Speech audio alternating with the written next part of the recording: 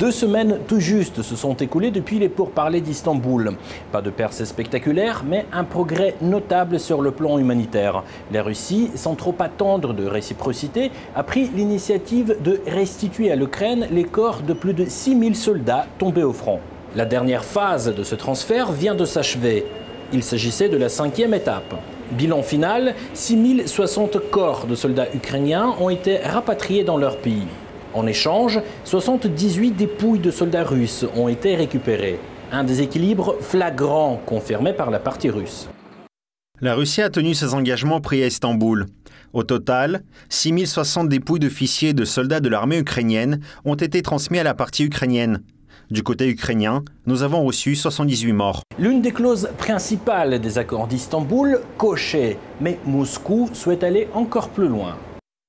À ce stade, nous sommes prêts à remettre à la partie ukrainienne 2239 dépouilles supplémentaires de militaires de l'armée ukrainienne. Reste à savoir si Kiev voudra bien les récupérer. Rien n'est moins sûr, vu les réticences initiales.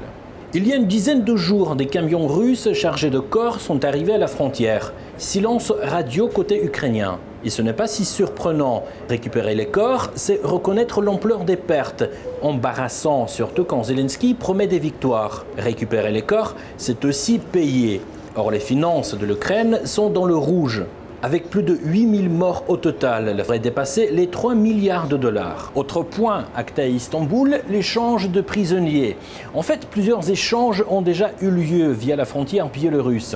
Le retour des soldats russes est solennel et surtout chargé d'émotions. Des voix heureuses, des larmes contenues, des mots simples. Ce qu'ils veulent maintenant, c'est retrouver leur famille, ou au moins entendre la voix de leurs proches. Le cauchemar ukrainien est derrière eux. Pour l'instant, tout va très bien. C'est formidable. Nous sommes enfin de retour chez nous, en Russie, sur notre terre natale. C'est tout simplement incroyable. Ce qui m'a aidé personnellement, c'est de penser à ma maison, à ma famille et à mes proches qui m'attendaient. Je savais qu'ils m'attendaient et qu'ils m'aimaient. Je les aime aussi beaucoup. Ils me manquent. Et je veux rentrer chez moi dès que possible. Le plus important, c'est que ma famille m'attend à la maison. Elle me soutenait. Cela m'a donné la force de ne pas me décourager et de ne jamais perdre espoir.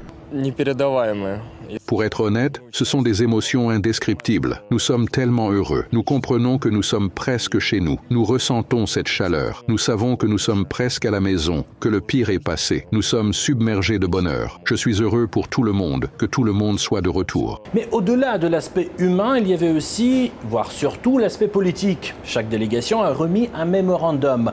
La Russie attend toujours une réponse de la part de Kiev. Une semaine, disait-il, 2 sont passées. Que contient le texte russe?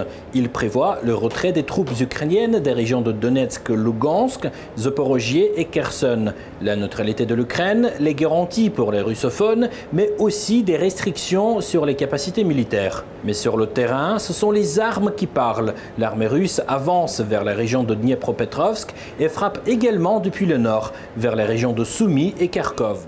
Kiev assure qu'une réponse viendra à la fin des échanges de prisonniers. Mais vu la tournure des combats, le temps ne joue pas clairement en faveur de l'Ukraine.